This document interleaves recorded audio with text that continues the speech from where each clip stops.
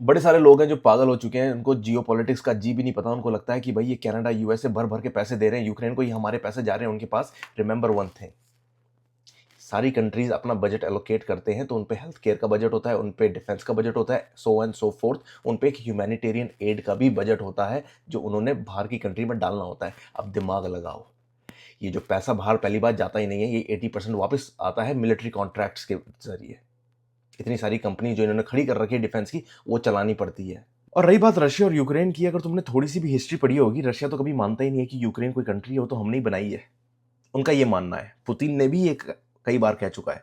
अब reason why Russia wants to annex Ukraine, Ukraine के नीचे का एक जो पार्ट है क्राइमिया जिसे कहते हैं, वो 2014 में रशिया ने पहले ही हथिया रखा है।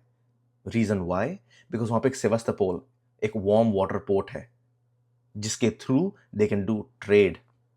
डेड सी से they can go to Mediterranean Sea, Mediterranean Sea से they can go to Atlantic, and then from Mediterranean they can actually go to Asia to through Suez Canal. तो ये जब जंग इतनी बड़ी हो जाती है जहां पे सर्वाइवल की जंग है, ये रशिया के सर्वाइवल की बात है, बिकॉज रशिया को वार्म पोर्ट चाहिए।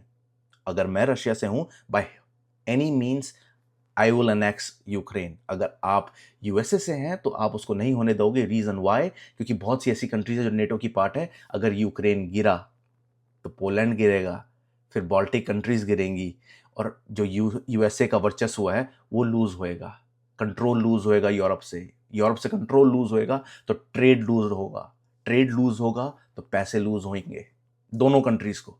तो it's a tussle of war that's going on.